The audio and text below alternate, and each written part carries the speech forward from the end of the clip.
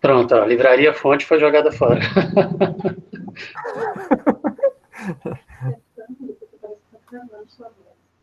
É?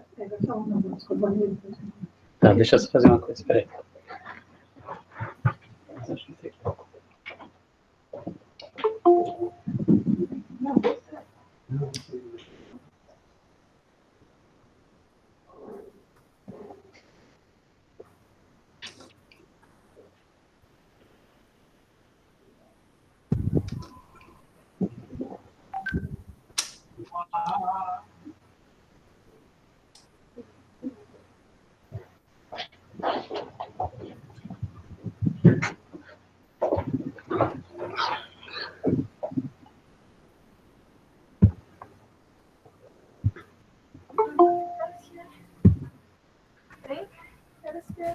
Embora.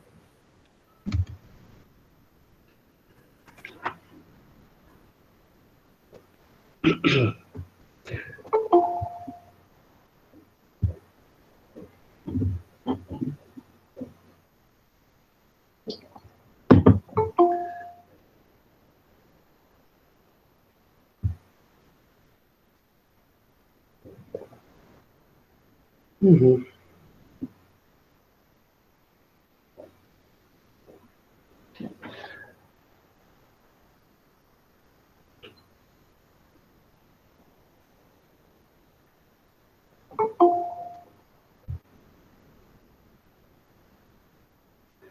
Acho que já dá pra gente começar, né, Fábio? Eu espero mais um pouquinho, dá 7:05 ou já começa? Não, acho que você pode começar sim. Começar? Tudo bem, pessoal? Boa noite para quem eu não respondi aqui ainda. Vou parar de aceitar aqui agora, tá, Fábio?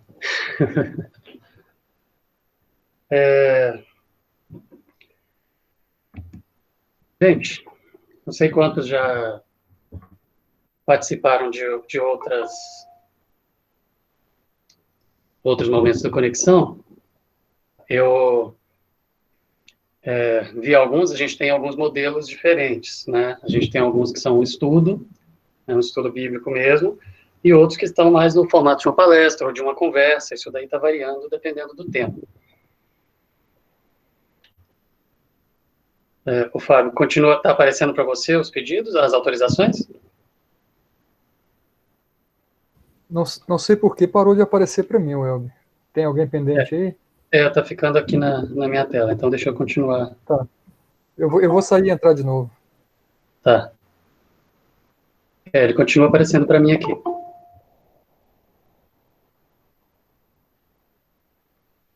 Vamos ver, porque aí o Fábio, como administrador, ele consegue ir autorizando, não precisa ficar voltando aqui toda hora.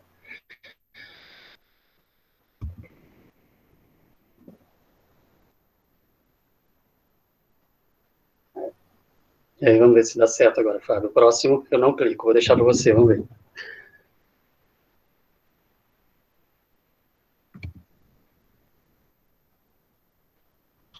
Então, vamos lá.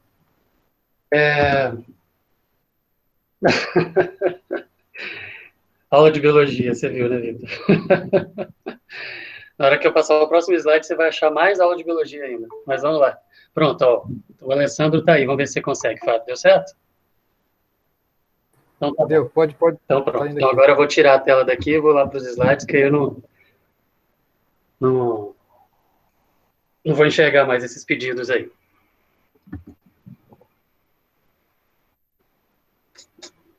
Espera só um minutinho, gente. Deu um probleminha aqui.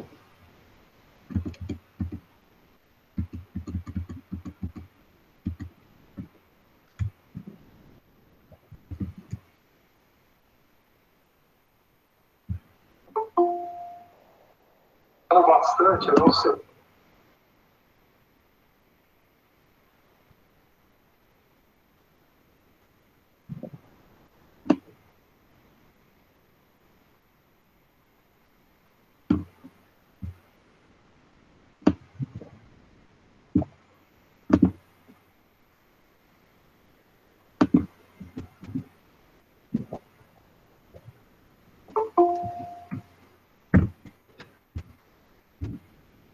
Pronto, voltei. Bom, vamos lá, pessoal. Como eu estava falando, não sei quantos já viram, outros já participaram de outros eventos do Conexão. Pelo que eu estive olhando, ouvi alguns, a gente tem formatos diferentes. Às vezes são uma conversa, às vezes uma palestra, um estudo. A proposta, considerando o assunto que a gente vai estar tratando aqui hoje, a proposta é da gente, não é um estudo bíblico, mas é de a gente estar trazendo realmente uma palestra, uma atualização sobre algumas questões relacionadas aí à pandemia, e vou explicar qual que é a ideia, o que é que a gente vai falar, vou procurar trazer algumas coisas diferentes do que a gente já está chovendo no molhado aí, já está aparecendo bastante, né? E a gente já escuta bastante, já recebe muito nas redes sociais aí, WhatsApp, nos grupos, aqueles vídeos. Vou tentar colocar algumas coisas diferentes aqui, trazendo uma lógica, mas também colocando um tempo para a gente poder estar tendo algumas perguntas depois. Então, o que eu quero mostrar para vocês, os slides estão... Deixa eu verificar, os slides passaram. Então, o que eu quero propor para vocês é o seguinte, meu mouse aparece aí para vocês? Sim? Sim, beleza. Então, o que eu quero propor para vocês é o seguinte, a gente vai caminhar um pouquinho sobre alguns tópicos aí sobre da pandemia. Então, eu pretendo usar pelo menos, o meu plano é 40 minutos para a gente falar disso, e depois, os 20 minutos seguintes, a gente falar sobre algumas perguntas frequentes, o que é mais comum, as questões mais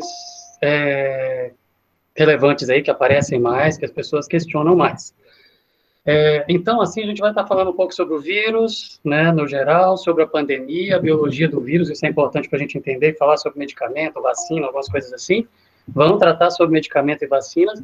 É lógico que para cada slide daria para poder ter uma aula ali, a gente aprofundar, falar um monte de coisa, não é para passar por isso em 40 minutos, então vai ser um rasante mesmo ali, mas como essencial para que na resposta de perguntas ou na explicação de algumas questões que são meio polêmicas ou que geram muitas dúvidas, que fique fácil de entender. Então, essa parte né, que o Vitor brincou ali, aula de biologia, vai ser, a gente não vai aprofundar em nada, mas é o mínimo necessário para poder explicar algumas coisas e para a gente entender o porquê de algumas coisas. Depois a gente vem para as perguntas. Nas perguntas, eu já coloquei, já estão nos slides, das mais frequentes, as que costumam mais vir para a gente, e as pessoas escrevem perguntando. Eu costumo fazer o seguinte, de vez em quando, vai ser muita pergunta, então, quando sai uma notícia, como, por exemplo, saiu esses dias, uma pessoa da OMS fez uma declaração lá, que, à noite eu li isso, fez uma declaração falando que a disseminação não era da maneira como se estava imaginando, que os assintomáticos não transmitiam e tal. Eu já peguei aquilo, já fui lá, li o que era, qual que era o estudo, o que é que ela, em que ela estava se baseando, e escrevi a resposta. No outro dia, as perguntas vinham, eu estava copiando e colando a resposta, já estava mandando. Então, a partir dessas perguntas mais frequentes, eu coloquei aqui, para a gente poder tratar delas, né? Existe muita discussão sobre máscara, vale, não vale, eficiente, não é eficiente e tal, sobre medicamentos, aí eu coloquei cloroquina e outros, né? Tem vários aqui, a gente vai citar e colocar como que está, em que pé a gente está aí, né? Atualização disso, sobre a sepsia, o que vale, o que não vale, se der tempo, algumas estimativas, quando a pandemia acaba, essas coisas, e outras perguntas. Aí, se outras perguntas, vocês podem colocar também. Então, olhando para esse monte de coisa aqui, vocês vão falar, nossa, não vai dar tempo, pelo menos no meu planejamento dá, né? Vamos ver. Mas se a gente chegar lá, extrapolar ali, chegar em 1 hora e a gente não tiver terminado, a gente continua depois no WhatsApp, vocês podem escrever, não tem problema. Agora, ainda na proposta, eu queria colocar para vocês, antes de a gente começar, o seguinte, isso daqui. Nós estamos falando de uma pandemia, de um organismo novo, um organismo entre aspas, tá? Daqui a pouco eu falo por quê. Mas a gente está falando de um ente novo aí, que surgiu no fim do ano, que a gente está aí há 6 meses de, entre aspas, da existência desse ente, que é esse vírus, e o mundo inteiro está debruçado em cima de estudar isso daí, a velocidade com que as informações estão vindo é muito grande, coisas que levam anos para acontecer agora, em semanas elas acontecem, porque é muita gente trazendo as mesmas, pesquisando a mesma coisa, e a velocidade, todo mundo compartilhando informações, as pessoas não estão restringindo, as informações elas estão abertas, elas são publicadas, isso até justifica algumas coisas complicadas que aconteceram, e aí, por isso, tudo que a gente fala, a atualização é daquele dia. Então, eu estou colocando para vocês, as afirmações são aqui, 11 de junho. Tem slides que eu vou mostrar para vocês, que a atualização é do dia 10 de junho. Aí, hoje, já alterou. Eu teria que mudar um número lá, não mudei, eu só vou falar. Entendeu? Então, essa atualização, ela é constante pelo tanto de pesquisa do mundo inteiro em cima disso daí. Então, as informações que eu estou fazendo são aqui. No dia que eu estava falando com o pessoal de Paulo Afonso, por exemplo, eu tratei sobre... A Karen perguntou quanto tempo o vírus, entre aspas, sobrevivia, né? Permanecia ativo em superfícies. Eu falei alguns números que hoje já são um pouco diferentes do que eu falei naquele momento, porque surgiram artigos mais específicos e mais direcionados que atualizaram isso aí. Não mudou tanto, mas mudou. Então, é isso que eu queria colocar com relação à atualização dos dados aí. Mas vamos lá, eu falei sobre vírus, né? Eu chamei de ente, eu não chamei de ser vivo, não chamei de ser, embora naturalmente na hora que a gente vai conversar vai acabar falando assim, é um organismo, mas não é um organismo. Um organismo ele tem uma série de características e o vírus não tem. Vírus é uma molécula, é uma partícula, um pedacinho de DNA ou de RNA, um material genético guardado numa caixinha de proteína, ponto. É isso. É um pacotinho carregando o material genético. O material genético é o que comanda a célula. E porque ele comanda a célula, uma célula, os seres vivos, todos os seres vivos do planeta, eles são constituídos de células, são feitos por células. E as células, elas são a representação do ser vivo, eu vou mostrar isso daqui a pouquinho. Então, do mesmo jeito que o ser vivo tem órgãos, a célula tem organoides, que fazem os papéis que o organismo faz também, isso está lá dentro da célula representada ali. Vírus não tem nada disso. Vírus é uma molécula de DNA ou de RNA, guardada dentro de uma caixinha de proteína, que a sua existência é simplesmente para poder infectar um organismo vivo e, vou usar uma palavra que o adolescente gosta de usar, zumbizar aquela célula, ou seja, transformar no zumbi, ou seja, usá-la e fazer com que ela trabalhe para ele, que ela escravizar a célula, que ela viva em função dele. Então, uma célula, um ser vivo é feito por trilhões de células, uma célula, ela é comandada por esse material genético. E o vírus é um pedacinho de material genético que vai lá infiltrar lá dentro do material genético da célula e passar a comandar a célula e ela vai viver em função do que o vírus quer. Ele não é, então, considerado por... A maioria dos biólogos não é considerado como um ser vivo, justamente por isso, porque ele não tem características de ser vivo, eles simplesmente escravizam o ser vivo para poder existir. Isso aqui é uma piadinha que trata sobre isso, a ideia... Gente, isso aqui... é uma piada, é um meme, tá bom? Mas bastaria, por exemplo, se você pensar, bastaria um vírus, considerando o estrago que ele faz e o quanto ele manipula a célula e faz uma célula viver em função dele, bastaria um vírus para poder começar a degradação de toda a natureza. Porque enquanto ele infecta um organismo, uma célula, ele destrói a célula, ele escraviza a célula, ele faz a célula modificar o funcionamento dela, e quando ele sai daí e vai para outro lugar, muitos vírus, eles carregam pedaços do DNA, ou do material genético da célula que ele infectou, leva para outro lugar, coloca em outro lugar, daquele ele sai, leva para outro, leva pedaço, e vai embaralhando as coisas, vai degradando, vai destruindo, e a coisa vai decaindo em função disso. O primeiro vírus, ele teve que existir depois que uma célula existiu, porque ele é um parasita intracelular obrigatório, ele não existe se não existe uma célula. Então, ele existe para degradar uma célula única e exclusivamente para isso. O material genético, como eu falei, do vírus, ele é ou DNA ou RNA.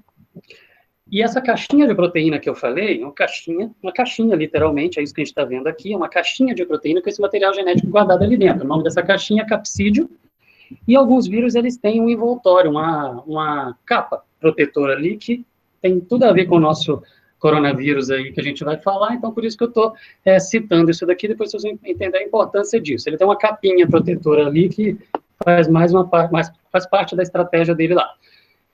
A gente chama de envelope, essa capinha que ele tem ali. Vírus é muito pequeno, mas muito pequeno. Imagina uma hemácia, ela tem 10 mil nanômetros, é a unidade de medida de célula, isso aqui. Um nanômetro é 1 milionésimo de 1 milímetro. Um vírus tem O coronavírus, especificamente, tem vários tamanhos de vírus, mas o coronavírus tem, em média, 150 nanômetros. Uma hemácia tem 10 mil nanômetros. Um nanômetro é 1/1000º de 1 milímetro, ok? Um vírus, ele é bem menor do que uma bactéria. Então, é um pedacinho de material genético guardado numa caixinha de proteína que faz um estrago muito grande. O único papel é degradar seres vivos e fazer cópia. É isso. Degradar ser vivo e fazer cópia. Ele degrada como efeito colateral, mas o papel dele é fazer cópia dele mesmo. E ele escraviza a célula para fazer cópia dele. Agora, não vou dar aula de biologia nesse sentido aqui, eu só quero citar o vírus, a replicação do vírus, ou seja, o processo do vírus dentro da célula. Isso aqui está representando uma meia célula aqui. Ou seja, a célula seria o tijolinho, os tijolinhos que montam o ser vivo. Então, se você pensasse no ser vivo como pecinhas de Lego, você ajunta essas pecinhas de Lego, cada pecinha dessa seria uma célula, você monta trilhões de pecinhas, você monta um ser vivo. O vírus, ele tem a capacidade, um vírus, estou falando no geral, tem a capacidade de escravizar uma célula. Ok? E... Gente, vou fazer uma coisa aqui.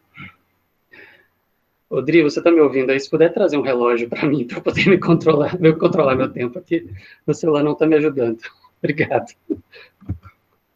Bom, gente, o vírus, ele tem fases, etapas do ciclo dele, do tempo que ele vai existir, infectando e circulando dentro de uma célula. Então, as etapas de funcionamento do vírus, obrigado. As etapas de funcionamento de um vírus dentro de uma célula, elas são 4. A gente chama de adsorção, penetração, eclipse e liberação. Por que isso é importante? A adsorção, gente, diz tudo sobre detalhes que a gente precisa falar sobre esse vírus que a gente está lidando com ele. É quando o vírus encosta na célula. A gente vai falar sobre, nossa, infecta pra caramba, não sei o quê.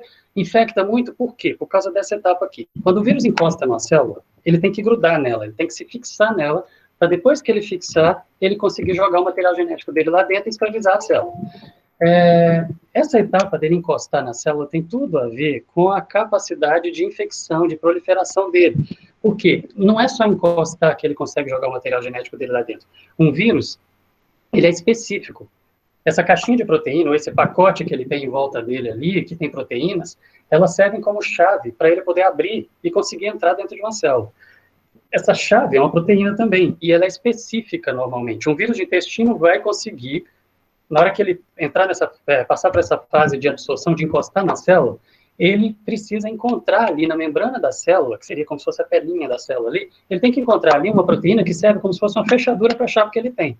E ele tem que grudar, ele tem que entrar ali e aí consegue jogar o material genético dele lá dentro. Se ele não encontra, ele não entra. Vírus de intestino, ele vai ter proteínas no seu envoltório capazes de, entre aspas, abrir a fechadura de células do intestino. Vírus de pele, células de pele. Vírus que ataca as vias aéreas superiores, ele vai conseguir se ligar a proteínas que tem nessa região aqui. Vírus que ataca os pulmões, proteínas que estão lá nas células do pulmão, dos rins, e assim. Quando a gente está falando de um SARS-CoV-2, por exemplo, ele conseguiu uma chave que abre diversas fechaduras, aliás, que abre uma fechadura que tem diversos tipos de células do nosso organismo, né? Nós vamos ver isso daqui. Mas essa etapa de encostar torna o vírus muito específico, e normalmente ele é específico para um tipo de coisa só, e não para um monte, ok?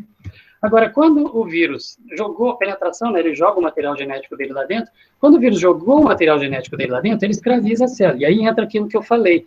Uma célula, ela tem um monte de micro-órgãos, ou organoides, ou organelas, que ficam ali dentro, que representam tudo que o organismo faz. Você respira, a célula tem organoides que fazem a respiração celular. Você faz digestão, a célula tem organoides que fazem a digestão celular.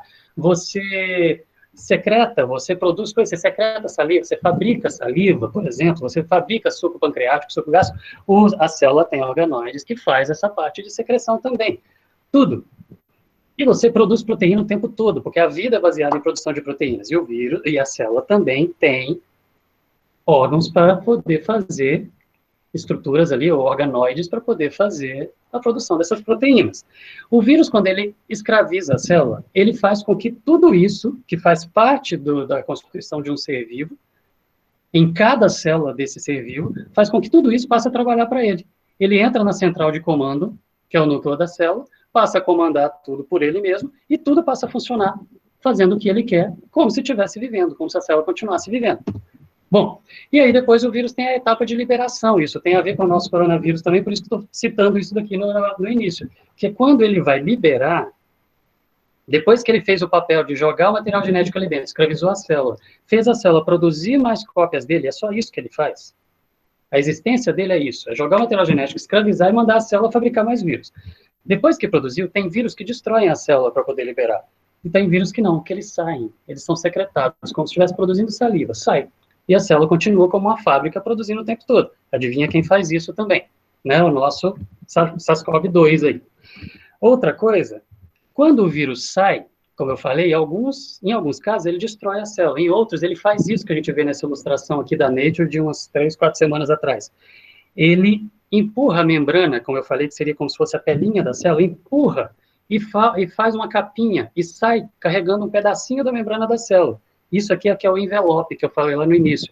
Ele encapa a partícula do vírus, a caixinha de proteína, com a membraninha da célula que ele invadiu. E aí, quando ele vai disfarçado de célula amiga e chega perto da outra célula e infecta mais fácil ainda, porque ele tem aquela capinha parecida com uma célula, e aí a própria célula vai ter dificuldade de reconhecer como invasor para poder combater. Adivinha qual vírus que tem essa característica de sair encapado também e disfarçado para poder chegar lá? O SARS-CoV-2 também. Tudo isso que eu estou falando, tem vírus que tem uma coisa, tem vírus que tem outra coisa, tem vírus que tem outra coisa, esse tem tudo, ok? E eu não vou fazer terrorismo aqui, tá? Só um parênteses. Não vou fazer terrorismo, tá bom? Mas eu estou colocando as características dele, depois a gente lida com isso devagar. Isso aqui seria a representação da célula de novo, uma célula cortada para a gente ver lá dentro. Nos vírus que o material genético, eu falei que tem vírus de DNA e vírus de RNA. Nos vírus que o material genético é o DNA, quando ele entra dentro da célula, o vírus está lá fora, entrou dentro da célula, escravizou a célula para poder trabalhar para ele, ele vai lá dentro do núcleo, se o material genético é o DNA, ele joga o DNA dele lá dentro do núcleo, engana a célula, coloca o DNA dele encaixado junto com o DNA da célula, a célula não vai perceber aquilo, não vai captar que existe algo diferente, que a célula tem mecanismos de reparo, no caso do vírus de DNA, ele vai conseguir driblar isso, e coloca um pedacinho de DNA dele lá e faz o DNA dele começar a fazer cópias de DNA dele mesmo, e faz o DNA do vírus produzir RNA, que é uma outra molécula que o DNA produz, que manda as mensagens de lá de dentro da central de comando, que é o núcleo, lá para fora, para o citoplasma, onde estão os organoides, para que eles façam o que o núcleo mandou fazer. O RNA é o que manda e que leva as ordens. E aí o DNA do vírus escravizando a célula lá dentro do DNA da célula, ele cria o RNA do vírus e joga lá para o citoplasma, né, onde estão os organoides da célula, e faz todos eles trabalharem para ele, produzindo caixinhas de proteína. E aí, quando o DNA dele vai saindo lá do núcleo, ele vai fazendo cópias dele, tem as caixinhas prontas para guardar o DNA e sai o vírus pronto. Isso é vírus de DNA. Por exemplo, a gente tem adenovírus, que é assim, herpes é assim, HPV é assim, tem trocentos. Agora, tem vírus que é de RNA. O nosso SARS-CoV-2 não é de DNA, mas olha só. Um vírus de DNA, ele tem que entrar dentro do núcleo, enganar o DNA da célula, jogar o DNA dele ali, o DNA dele produzir o RNA ir para o citoplasma, mandar todos os organoides da célula mudarem o direcionamento do seu papel e passar a atuar em função dele, do que ele quer, e aí depois disso é que vai começar a sair vírus dessa célula. Isso é um vírus de DNA. Um vírus de RNA, e o nosso SARS-CoV-2 é um de RNA, ele já entra a molécula de RNA de uma vez, não é o DNA. Só que, normalmente, um vírus de RNA, ele joga o RNA dele lá dentro, e o RNA dele, que é essa molécula que já é um mensageiro, nem é o DNA que manda a ordem, é o que já leva a ordem, ele chega lá no citoplasma, só que ele tem o sentido de leitura dele, que tem um organoide da célula, que é o ribossomo, que vai ler esse RNA para fabricar as proteínas da célula, e ele vai enganar para produzir as proteínas do vírus. Mas essa organela ela não consegue pegar de uma ponta a outra e ler, porque ele é invertido, esse vírus de RNA. Então, quando ele joga essa molécula dentro da célula, ele tem que pegar essa molécula de RNA, fabricar um DNA a partir dessa molécula de RNA, pegar esse DNA, jogar no núcleo, enganar a célula para a célula produzir um RNA, que a célula reconheça e mandar para o citoplasma para a célula produzir. Isso demora pra caramba. Um vírus que faz isso, por exemplo, é o HIV, lentivírus, HTLV, tem vários. Demora, esse processo demora, mais até do que o de DNA. O SARS-CoV-2 também não é assim. Não é de DNA e não é desse tipo de vírus de RNA. Então, faz sentido a gente falar do estrago. O SARS-CoV-2, então, como que ele é? Ele é um vírus envelopado, como eu falei, ou seja, ele engana mais fácil as células para poder entrar. Ele é um vírus de RNA, de fita simples, como aquele que eu falei lá do HIV, só que ele é de sentido de leitura positivo. O que eu estou querendo dizer com isso? Ele é tão parecido com o RNA das nossas células que quando ele entra, não precisa ele fazer o processo de enganar a célula lá no núcleo, na central de comando. Ele entra e já começa a funcionar. Acabou de entrar, ribossomo já lê, já produz proteína, já faz tudo funcionar. Ele entra e já começa a produzir. Rapidamente ele já está disseminando. E detalhe, ele não destrói a célula para sair. Ele sai como se estivesse brotando da célula, como se estivesse nascendo, saindo saliva, secretando saliva. Então ele entra, é produzido rápido, sai rápido, produz rápido e não mata a célula, deixa a célula vivinha ali. Isso dá para entender por que, por exemplo, a maioria, mas imensa maioria das pessoas nem sabe que pegou isso e pegou. Passou por ela, nem percebeu, porque ela nem sentiu os sintomas. Os sintomas são quando as células estão sendo destruídas, o organismo já captou, já está tentando combater, a pessoa tem febre, a situação toda acontece ali quando está tendo destruição. Mas ele escraviza as células, engana as células, faz ela produzir, nós estamos falando do SARS-CoV-2, o nosso coronavírus aqui, que é o nome dele, SARS-CoV-2. Ele engana a célula tão bem que as nossas células já vão começar a produzir e borrifar vírus sem você sentir nada. E por isso a maioria não vai sentir nada mesmo. Agora vamos lá, mais um pouquinho sobre ele. Origem desse vírus. Tem muita história que corre, tem muita teoria aí. Não, é uma arma biológica, ou foi um acidente, ou é natural. O que é isso? É a natureza que está se vingando. Tem um monte de coisas aí. Esse vírus, ele faz parte de uma família. Que quando a gente fala coronavírus, a gente está falando de uma família de vírus, com trocentos tipos de vírus. Esse SARS-CoV-2, que é o nosso, que está provocando essa pandemia, ele é de uma família de vírus. Só que todos eles são muito parecidos entre si. E existem alguns, estão destacados aqui, isso aqui é a árvore genealógica deles todos, dos coronavírus, alguns coronavírus muito parecidos, mas muito parecidos mesmo. Parecido, quando eu falo, é que a sequência do material genético dele é quase igual. Por exemplo, tem um coronavírus que ataca morcego, que chama, não por coincidência, Bat-Cov. Ele é um coronavírus que ataca morcegos, que ele é geneticamente 96% idêntico ao nosso SARS-CoV-2 que ataca humanos. 96% de sequência do material genético dele, igual.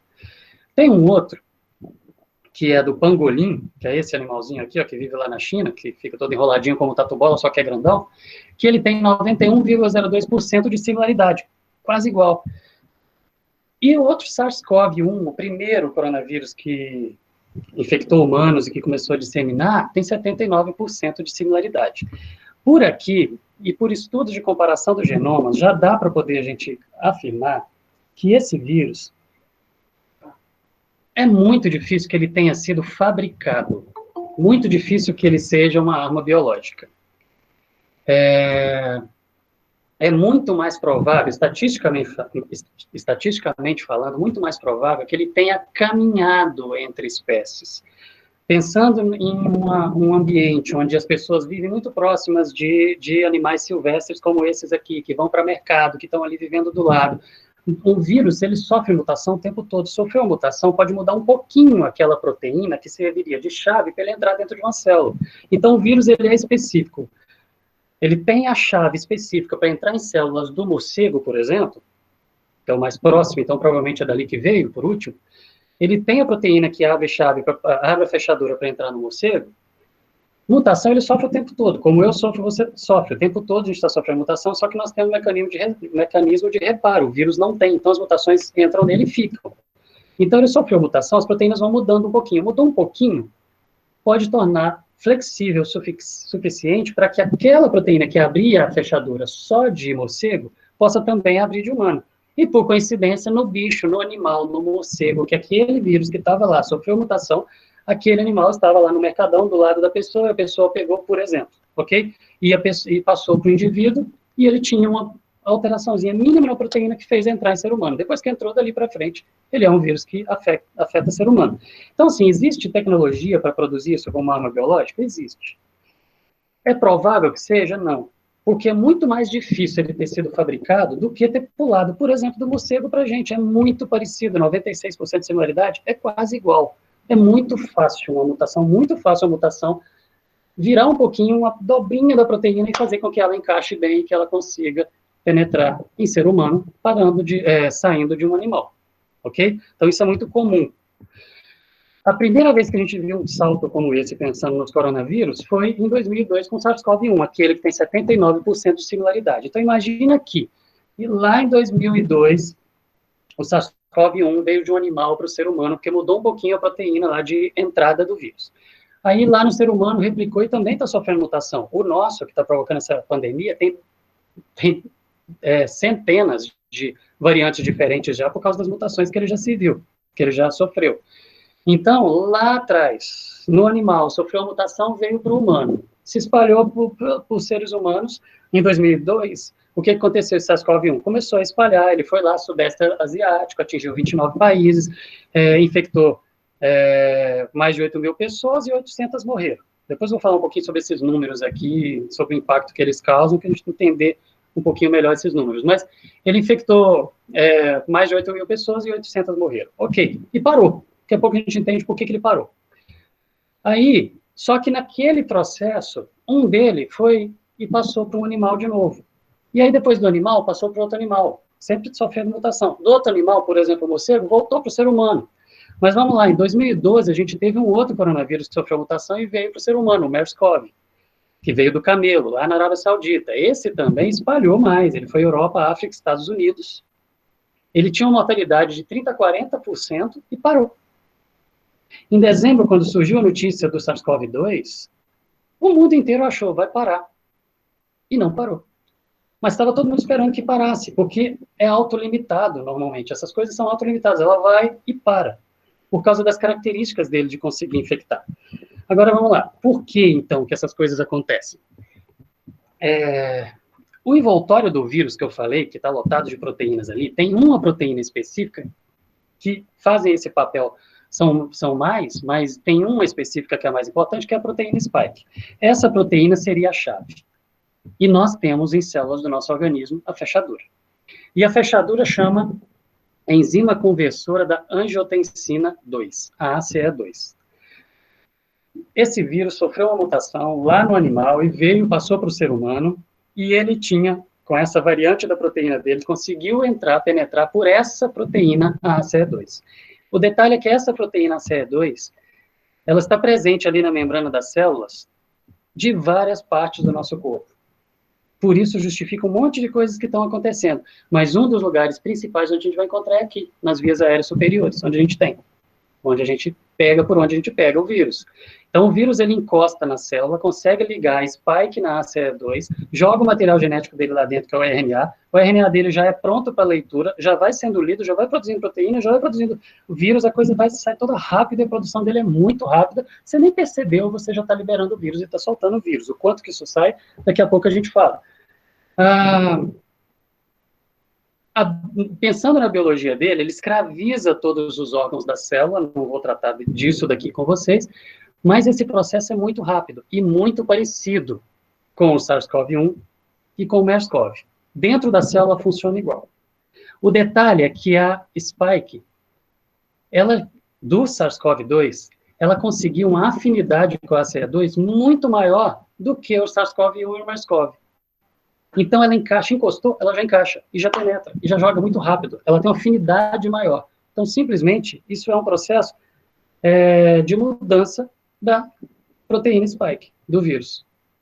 O que a gente está chamando aqui de processo de evolução do vírus. Ele melhorou, entre aspas, para ele, ficou mais eficiente para poder ligar e jogar o material genético lá dentro. Entendendo a biologia do vírus, o que acontece em cada parte aqui, como que ele associa, quando ele entra, como que ele libera o material genético. Quando ele libera o material genético, quais são as organelas da célula que vão ler, como que elas leem, em que parte que elas encaixam, como que elas cortam essas proteínas depois que elas fazem, como que elas montam a caixinha do vírus, como que elas escravizam a célula para poder produzir isso, como que elas escravizam uma organela da célula, que é o complexo de Golgi, que faz o vírus, ao invés de destruir a célula para sair, ser secretado. Ele simplesmente brota como se estivesse brotando saliva.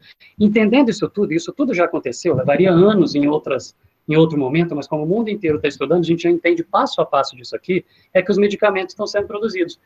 Tem medicamento atrapalhando encostar aqui e entrar. Tem medicamento que atrapalha jogar para dentro. Tem medicamento que atua nessa organela. Tem medicamento que atua nessa daqui. Tem medicamento que atua nessa daqui. Tem medicamento que não deixa sair. Ou seja, vários medicamentos testados e sendo trabalhados para poder fazer esse processo. Ok? Agora, e vacina? Medicamentos, então, eles vêm para bloquear passo a passo. Mas e vacina? As vacinas, elas vêm para poder trabalhar no nosso organismo, para poder fazer com que nós estejamos preparados para poder reagir e responder antes da infecção se estabelecer. Ou seja, se você está vacinado, você está imunizado contra o vírus, você vai ter contato com ele vai ligar a spike, ele vai conseguir entrar, mas ele não vai proliferar porque o seu organismo está preparado, já está pronto para reagir. Então, as vacinas, elas são de vários tipos. A gente tem vacina inativada, que pega o vírus mesmo inativado e joga lá dentro para o nosso organismo reconhecer, as células de defesa do nosso organismo reconhecer esse vírus e preparar o sistema imunológico para poder jogar já uma artilharia pesada quando o vírus entrar e já produzir ali células de defesa de uma vez. Moléculas de defesa, os anticorpos já está preparado, ou seja, o vírus começa a atuar, mas ele não sai, ele não vai ficar se espalhando, não pega a célula do lado, porque simplesmente o seu organismo já está preparado. Então entra pedacinhos do vírus, ou vírus inativado, ou então material genético do vírus, ou então pega um outro vírus e coloca a proteína desse vírus no outro vírus e infecta um vírus inofensivo para a gente, para o nosso organismo reagir contra o outro vírus, porque tem um pedacinho do coronavírus do SARS-CoV no nosso. Tem vários tipos de vacina. Como que a gente vê essas vacinas aí, então? Como que isso está acontecendo? Há 2 dias atrás, era esse o estado aqui. Hoje, esse número aqui, ó, fase 3 já mudou. Mas a gente tem mais de 125 vacinas sendo produzidas no mundo, na fase pré-clínica. No total, são 135, 136. Na fase pré-clínica, que é quando você está testando em animais, não em seres humanos, está todo mundo aqui. Mais de 125 está aqui ainda. Muito longe de chegar no final do processo de produzir vacina. Na fase 1, onde, sabe uma mensagem que circula já no WhatsApp por aí, falando que Israel já conseguiu a vacina, que já está quase pronta? Olha aqui onde está a vacina de Israel. Na fase 1, tá? Desculpa, na pré-clínica ainda. Eles já anunciaram várias vezes, vamos começar para a fase 1, mas ainda não foi. Aí, na fase 1, já testa em humanos, mas em poucas pessoas, para poder avaliar a segurança, a dosagem, se realmente gera imunidade ou não, porque pode não gerar, ok? Aí, nessa tem 7. Na fase 2, a gente já tem centenas de pessoas sendo testadas, e aí, nessa fase 2, a gente tem 7 vacinas também aqui, com centenas de pessoas. Aí vem a fase 3, onde a gente tem milhares de pessoas sendo testadas. Nessa daqui, na fase 3, até anteontem tinha uma, hoje nós temos 2. As 2 focando o Brasil, que é a da Sinovac, que é a da China, que foi anunciada ontem, ou anteontem, se não me engano, e a conhecida como vacina de Oxford, que vai ser testada aqui também, que vem para milhares de pessoas. Gente, se você pensar aqui, 7, e olhar essa listinha vermelha minha aqui, vai dar mais. Por quê? Porque está todo mundo acelerando o processo. Como você acelera o processo? Combinando fases. Então, você não espera terminar uma, já vai testando a outra, para poder acelerar. Então, por isso que aqui, se você somar, vai dar mais do que 7. Tá? Os testes, eles estão sendo feitos sem respeitar os passos normais. Está tudo sendo acelerado. E a doença? A ACE2, que é a proteína que seria a fechadura que o vírus abre, ela pega a angiotensina ativa, que é uma proteína que nós temos que aumenta a pressão, e inativa e faz baixar a nossa pressão, a nossa fechadura. Hipertensos têm mais angiotensina, então precisam de mais ACE2. Se tem mais ACE2, tem mais fechadura. Encostou o vírus, tem mais fechadura para ele poder ligar. Ele tem mais opções até para ligar. Ele liga mais fácil, ele prolifera mais rápido.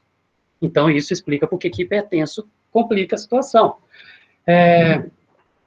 Outra coisa, quando o vírus se conecta na ACE2, ele inativa essa proteína. Inativando, ele faz com que a pressão aumente, porque ela vai parar de trabalhar abaixando a pressão.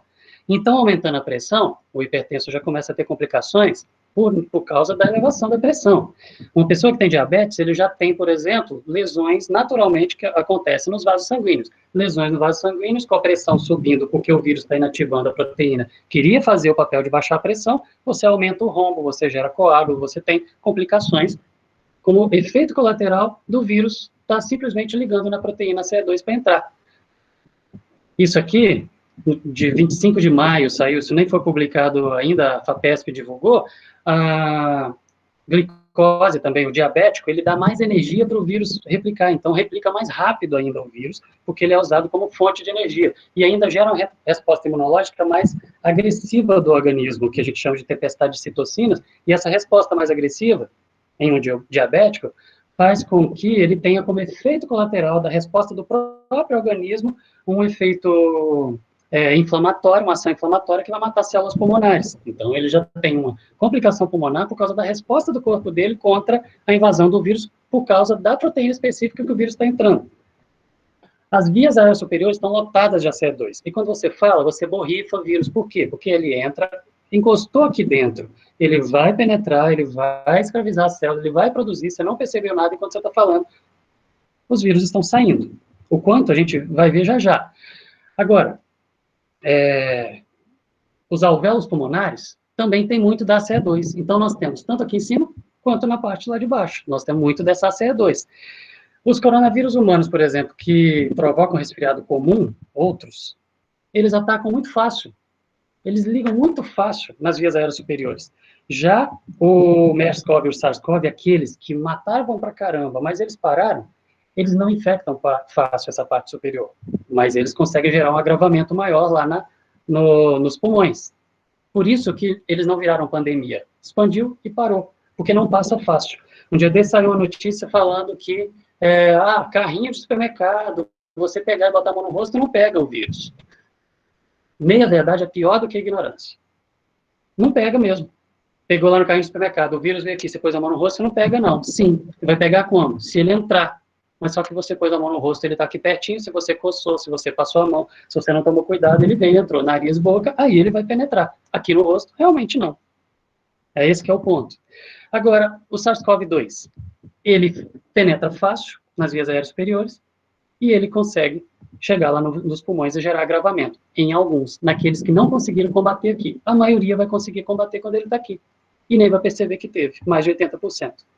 A ACE2 também, ela está lá no coração, está nos rins, está no intestino, isso justifica a diarreia que acontece nas pessoas, ela está nos neurônios, justifica a perda de paladar e alguns problemas neurológicos do sistema nervoso que acontecem também por causa disso. Tem mais ACE2 em indivíduos do sexo masculino do que feminino, por isso que homens morrem mais, tem um agravamento maior com a Covid-19 do que mulheres. Um homem pegando o SARS-CoV-2, a Covid-19, uma mulher, o homem tem 50% a mais de chance de ter um agravamento do que a mulher, porque ele tem mais ACE2 do que a mulher tem, ou seja, ele tem mais a fechadura que o vírus tem a chave, ok? Então, nossa, consegui. Então, vamos para os principais questionamentos, tá bom? Então, eu dei o panorama geral, e aí agora vamos para algumas perguntas e respostas aqui. Principais questionamentos. Reinfecção. Dá para pegar de novo? Gente, para você responder se dá para pegar de novo, falando de um ente que acabou de chegar no mundo, já estão falando que ele poderia estar um pouquinho antes, mas vamos considerar ainda dezembro. O ente que chegou em dezembro tem 6 meses de existência espalhando pelo mundo. Para a gente poder falar se dá para pegar de novo, é só observando, porque esse ente passou a interagir com o nosso organismo há 6 meses. Interagindo com o nosso organismo, o indivíduo que pegou gera uma resposta imunológica, sim, produz IgM, IgG, IgG, que são os anticorpos que geram aí uma resposta a longo prazo, que a princípio geraria a imunidade. Só que a gente não sabe ainda se esse IgG que é produzido aí é suficiente ou para você não pegar de novo, ou para você ter um quadro mais leve da infecção. Ou, simplesmente, você pode pegar de novo. Não sabe ainda. Então, para você responder isso, ou você compara com outros vírus parecidos, aqueles geneticamente mais parecidos que eu falei, por exemplo, ou você compara com eles, ou você pega esse vírus e injeta em algum animal muito parecido com a gente, que ninguém vai reclamar do animal estar sendo usado de cobaia, e vai lá e faz. Em ser humano não tem como você fazer isso, então você faz no animal e compara e observa quanto tempo vai gerar de imunidade, por comparação você fala se nós vamos ter imunidade ou não. Pensando nisso, gente, está o macaquinho aqui, por quê? Com esse vírus nosso, o experimento que está rolando em cima de macacos tem só 2 meses. Em macacos, 2 meses tem imunidade. Então, o que dá para afirmar com certeza absoluta hoje? Você pegou, você tem 2 meses garantido. O que dá para poder pressupor a partir daí? Pelo menos 6 meses de imunidade é provável que tenha, mas provado só 2 meses. 6 meses é pouco? Sim, tem vírus que ele infecta, que você vai gerar uma imunidade que vai levar 10 anos para poder perder. Tem alguns que vão levar 2, 3. Esse SARS-CoV-2, aqueles parecidos, por exemplo, nas infecções que eles provocam, a imunidade dura entre 2 e 3 anos, mas ela vai caindo. Entre 2 e 3 anos ela está menor, você consegue pegar de novo, mas tem uma infecção mais branda. Depois de 3 anos você já não tem mais imunidade. Então, se ele se comportar igual, agora está imune, daqui 3 anos tem que tomar outra vacina. Ok? Você pegou agora, daqui 2, 3 anos você tem que tomar a vacina. Então, de todo jeito, a vacina tem que sair, porque daqui 2, 3 anos as pessoas têm que vacinar de novo para não pegar ele outra vez. Se ele se comportar igual. Comprovado hoje, só 2 meses. Ok? Gato, cachorro, galinha, porco, coelho, todo mundo pega coronavírus. Não esse, mas um daqueles da família. Ele tem uma família grande para infectar todo tipo de ser que você possa imaginar. Mas nesses outros animais, eles não ficam imunes. Eles pegam esse ano que vem pegam de novo. Ok? Então, se esse nosso se comportar igual, a nossa imunidade vai durar muito pouco. Como a gente vai saber? Quando a gente vai saber? Não sei. Né? Só observando para a gente ver quando que essa imunidade vai acabar. Ok? Então, gente, a gente tem que montar quebra-cabeça e comparando, olhando os parecidos para a gente poder falar. Então, quando a pessoa está fazendo afirmações sobre esse vírus, ele está fazendo aproximações de informações para poder gerar uma resposta. E essa resposta ela pode ser ajustada no dia seguinte, na hora que sair uma publicação nova. Agora, por que a gente tenta? Outra pergunta, por que a gente tem que ficar lavando a mão, passando álcool, usando hipoclorito e coisas assim? Porque o vírus tem aquela capinha que eu falei. E aquela capinha dele, ela tem lipídios e tem proteína. Então, nada melhor do que água com sabão para poder você destruir aquela capinha. Destruiu a capinha, ele não entra. Então, você saiu, pegou e para todo lado e voltou para casa. Se antes de você tocar nas coisas que você está preservando no seu ambiente de casa, você lavou a mão com água e sabão, não existe nada melhor do que isso, nem o álcool. Agora, o álcool 70. Tem gente que discute, isso eu já vi nas redes sociais também, é o 70 só, não pode ser o 90, não pode ser o 80, não pode ser o 60, menos de 70 realmente não. Mais de 70 até pode, só que aí você tem que repetir o processo 2 vezes, porque o 70, ele usa a eficiência do álcool para poder destruir essa capinha do vírus, associado com, diluindo um pouco, com a demora maior do tempo de evaporação. Então, como ele demora mais para evaporar, fica mais tempo agindo ali, então não sobra vírus para poder permanecer depois e gerar infecção. Então, o álcool 70 é para isso, para você ficar mais tempo com a mão molhada. Então, não adianta você passar o álcool gel e lavar a mão, ou passar o álcool gel e enxugar numa toalha. Não. O tempo do álcool gel evaporar é o tempo necessário para poder fazer a asepsia. Ok? Outra coisa, disseminação. Isso aqui é uma coisa que é uma informação que mudou da última vez que a gente conversou, que foi com o pessoal lá em Paulo Afonso, para agora. Quando a pessoa fala, ou tosse, ou espirra, ela está borrifando o vírus sem saber porque ele está sendo secretado, produzido pelas células aqui, que é no primeiro lugar onde ele vai infectar.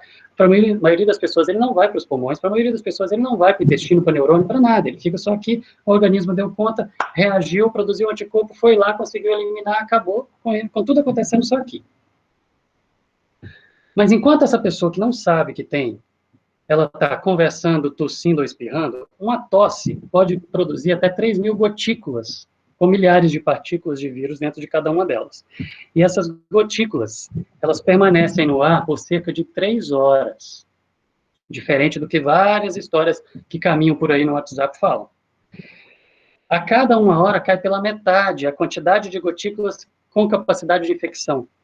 Então, uma tosse num ambiente sem máscara, tudo estou falando sem máscara, uma tosse num ambiente sem máscara gera uma quantidade de vírus, que depois de 1 hora aquilo caiu pela metade, a capacidade de infecção, depois de mais 1 hora, metade da metade, mais 1 hora ele está num nível com pouca probabilidade de gerar infecção. Então, em 3 horas, aquilo ali, o ambiente vai caindo de uma tosse. Se a pessoa coloca uma máscara, ela reduz 80% a sua capacidade de disseminação. Então, ela reduziu para 20%. Se você está num ambiente todo mundo de máscara, uma tosse, uma palavra, uma conversa da pessoa, cada momento que você está soprando, jogando ele para fora, se você está e não sabe, é 80% a menos de chance de você estar passando. E aquilo que ainda assim sair, a cada 1 hora, metade vai caindo de capacidade de infecção. Por isso que a recomendação é que evite aglomerado, onde as pessoas fiquem muito tempo, ao mesmo tempo, respirando o mesmo ar. Se você tiver de ficar naquele ambiente, troca o ar do ambiente. Se você tiver de ficar em algum lugar, as pessoas juntas, como na escola, na igreja, troca o ar. Outra coisa, quanto tempo ele dura em superfície? Gente, atualização da agora, assim, recente. Agora do nosso SARS-CoV-2. O que eu falei lá em Paulo Afonso era por aproximação, era dos vírus parecidos e a gente estava pressupondo. Agora esse daqui é preciso, em cima dele. No cobre, 4 horas, ele ainda permanece ativo. No papelão, 24 horas. No plástico, 72 horas. Então, por isso que tem que lavar mesmo quando traz aqueles pacotinhos do supermercado. Não tem jeito, é chato, mas tem que lavar. No ferro, uma maçaneta de ferro, alguma coisa assim, no elevador, 72 horas. No aço inoxidável, né, 72 horas também. No papel, gente, varia do papel, de 72 a 96 horas. Então, pensa no papel, na escola. O que você vai ter que fazer? Num tecido, de 72 a 96 horas também. Isso é complicado, né? Mas aqui é que entra o fato de você ter que limpar, passar álcool, fazer todos os procedimentos de limpar antes de pegar no livro, de pegar no papel, de manipular as coisas. É isso aqui que está a chatice do processo da gente para poder evitar. Isso aqui a gente não vai tratar. Bom, e os medicamentos? Hidroxicloroquina, azitromicina, e tem mais um monte por aí. Vou falar, pensando na hidroxicloroquina com azitromicina, tá? Qual que é a alegação do medicamento? O que se imagina que ele faça que gera um benefício tratando com esse medicamento? Ele altera o pH da célula, lá dentro da célula, e dificulta a proliferação do vírus quando ele escraviza as organelas da célula. Então, durante aqueles poucos dias que a pessoa está com a infecção, ele está sendo tratado, a ideia é essa, está sendo tratado com um medicamento que dificulta a proliferação, então ele não espalha muito, dá tempo do organismo, tudo é para dar tempo do organismo combater. Quem vai vencer é o organismo, não é o remédio. E não é o respirador. Quem vai vencer é o organismo. Entubar, colocar oxigênio, gerar remédio, dar remédio, é tudo para poder dar tempo para o indivíduo que está dentro daquele grupo que teve complicação, ganhar a batalha por si só. Os que não conseguirem ganhar é que vão a óbito, que é menos de 1%, no número real, e não esses números que a gente vê aí, que eles são baseados em outra forma de cálculo. Então, ela altera o pH, diminui a proliferação, é essa que é a alegação. Já tem 15 anos que isso é apontado como um remédio promissor para combater a proliferação de vírus. 15 anos. Tem estudos hospitalares feitos em cima da cloroquina há 15 anos, ok? Só que agora, em 2020, com essa pandemia, o pessoal pegou os estudos hospitalares. O que significa hospitalar, gente? Em pesquisa com planta, com animal, com micro-organismo, você pega e você manipula, põe em caixinha, em gaiolinha, prende, controla tudo e chega em números precisos. Em pesquisa com ser humano, não tem como você fazer isso. Então, o que você faz? Trata, é o empírico. Trata, testa, olha, vê o que aconteceu, tenta agrupar as pessoas mais parecidas possível, tenta fazer conta estatisticamente e ver se comprova se aquilo funcionou ou não. É tudo por aproximação. Então, essas afirmações são muito imprecisas, muito imprecisas. O que é? Por aproximação. Mas já tem 15 anos que tem gente que usa para reduzir carga viral. Ok? E aí, em 2020, baseado nesse conhecimento já, é que vieram tratar, ou seja, tratamento empírico. O médico sabe que ele já usou para outras coisas, vou usar para isso daqui, que ele tem a capacidade, ele tem a possibilidade de reduzir a carga viral. Então, tem vários estudos de hospitais, com 67 pessoas, 63 pessoas, 50, 40, números pequenos, mas que testaram, registraram isso, publicaram, mostrando assim, parece que funciona. Parece que funciona, é suficiente para o médico que olha e fala, ok, lá está funcionando, aqui vai funcionar também, e vou usar. É por isso que vocês veem tantos médicos defendendo o uso da cloroquina. Por quê? Da hidroxicloroquina. Por quê? Porque empiricamente, testando em grupos pequenos, parece que funciona assim. Só que para poder afirmar e provar que funciona, você precisa de um número grande, 60, 70, 80 pessoas é muito pouco, você precisa de milhares de pessoas. Para você fazer um estudo de milhares de pessoas, você precisa de um banco de dados. E aí a revista The Lancet, uma revista de 1823, uma das mais confiáveis da área médica do mundo, publicou esse trabalho em 22 de maio, que falou que ela não funcionava e ainda prejudicava, né? Baseado no estudo gigante de 96 mil pessoas. Todo mundo confiou. Só que porque nós estamos num regime de pandemia, as revistas não estão mandando para os pares fazer revisão. Então, recebeu uma publicação, faz, e não manda alguém revisar e ver se aquilo ali tem algo para ser questionado. Depois que saíram os resultados, esses médicos, esses grupos que fazem levantamentos e estudos em hospitais, que falam, não, está funcionando sim. Eles fizeram uma carta de repúdio a esse artigo, exigindo conferir o banco de dados, pediram para poder ver o banco de dados, e a empresa que forneceu o banco de dados não deu o banco de dados. Se não deu o banco de dados, peraí, então isso não é confiável. Então, a revista foi e retratou. Se você entrar no site da revista, o artigo está lá, mas ele está lá com um carimbo de que não é confiável. Então, o que sobrou? Estudos hospitalares de grupos pequenos. O que vale, o que está valendo hoje, é o empírico. A gente não tem um número grande de pessoas estudados com cloroquina, com hidroxicloroquina e azitromicina, para poder falar e provar que funciona ou não. Mas os trabalhos que já foram publicados de grupos menores, eles falam que funciona. É isso que a gente tem. Quero dar destaque só para alguns aqui. Um trabalho de maio, 1º de maio aqui, que ele acompanhou mais de 1000 pacientes, ele fez um estudo retrospectivo, ele nem sabia, quando ele mandou isso daqui, ele nem sabia desse estudo da The Lancet aqui falando que não funcionava e que ainda fazia mal. E ele mostrou, com esse estudo de mais de 1000 pacientes aqui, que o uso era seguro, desde que retirasse os pacientes de risco, aqueles que têm problemas cardíacos, principalmente. Tira os pacientes de risco. O grupo lá do The Lancet não tirou, por exemplo, paciente de risco, ok?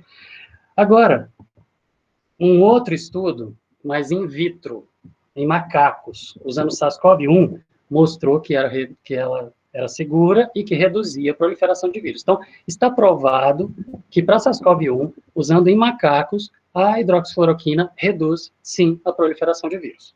Em humano, esse salto aqui a gente não tem. O que tem é o empírico. Então, espero que vocês tenham entendido que é aproximado, não é garantida a coisa. E a ivermectina, nitazoxanida, que é o ANITA, o azitromicina, a vacina BCG, isso tudo está aí circulando, as pessoas falando, funciona, tem gente testando, etc. A ivermectina com a azitromicina está sendo testada em vários hospitais do mundo, os grupos estão mostrando e falando que funciona. Trabalhos provando, tem, mas provando que ela funciona in vitro, que ela dificulta a proliferação dos vírus. In vitro, ela reduziu 93% da replicação do vírus. Muito bom o resultado in vitro, ou seja, não é em ser humano. É feito em laboratório isso, ok? Pensando na nitazoxanida, né, o ANITA, e a azitromicina, também tem estudos in vitro, ok? Que chegaram em 94% de redução de proliferação do vírus também. Provado em ser humano? Não, isso é in vitro, é ainda em laboratório. O problema do in vitro é que é muito comum, por exemplo, a própria ivermectina teve um resultado ótimo, de mais de 90% de eficácia in vitro, mas quando chegou em vivo, testando nas pessoas, por exemplo, para HIV, para dengue, para influenza, né, para gripe, para zika, funcionou muito bem in vitro, quando chegou em vivo não funcionou, quando chegou nas pessoas não funcionou, não foi eficaz. Então, o que a gente tem é in vitro, mas os médicos já estão usando. Porque se in vitro funcionou, tem o potencial de funcionar no ser humano. Se a certeza comprovado, só depois que passar essa onda que a gente puder pegar estudo retrospectivo e contar. Porém, o governo brasileiro está fazendo um estudo com a ANITA em hospitais militares e estava previsto para maio sair resultado disso. Não saiu, agora está previsto para junho sair o resultado, ok? E a última coisa que eu quero colocar é quando termina a pandemia. Quando termina a pandemia? Gente, é assim.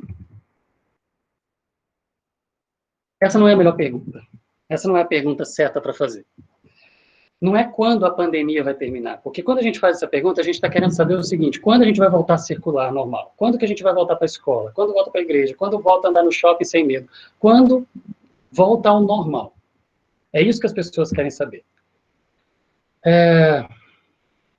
O voltar ao normal vai demorar para caramba.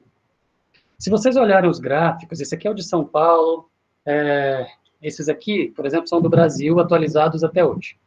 Esses aqui são do Brasil, mostrando notificação de casos por dia, número de casos, ou seja, a curva ela está subindo para notificação de casos por dia, ou seja, está aumentando o número de casos por dia. Mas dá a impressão de que ela está estabilizando. Tem um monte de previsões que estão falando que ela está estabilizando. E depois que estabilizou isso daqui, em questão de poucos dias, isso daqui começa a descer. Então, pensando em pandemia, nós não estamos falando de acúmulo de casos, de quantas pessoas pegaram. Nós estamos falando de progressão da pandemia. Lembra do MERS-CoV, do SARS-CoV? Foi e morreu. Acabou a pandemia, a epidemia. É isso que é o esperado. Ou seja, não é esperar todo mundo pegar. 70%, 80% da população vai pegar. Só que isso a longo prazo, é o efeito cumulativo, é essa curva aqui. Então, a notícia de jornal que quer gerar um impacto, quer gerar terror, ela põe esse gráfico aqui para vocês, ó. A cada dia está aumentando, você fala, nossa, esse negócio não para de subir nunca. Mas não é esse gráfico. Você tem que olhar o número de gráfico de novos casos, contaminações por dia. Esse dá a impressão de que está estabilizando. Estabilizou, começou a descer. Começou a descer, é o momento lógico de tudo ir voltando ao, entre aspas, ao novo normal. O que é o novo normal? Vamos voltando, primeiro comércio, depois comércios maiores, depois a gente volta para escolas, igrejas, e cinemas e teatros, e locais onde as pessoas ficam muitas horas dentro do mesmo ambiente. Isso, todo mundo de máscara ainda, mas evitando ainda os grupos de risco. Depois, grupos de risco, a gente já está lá embaixo, grupos de risco, mas ainda de máscara todo mundo, e aí chegou a vacina.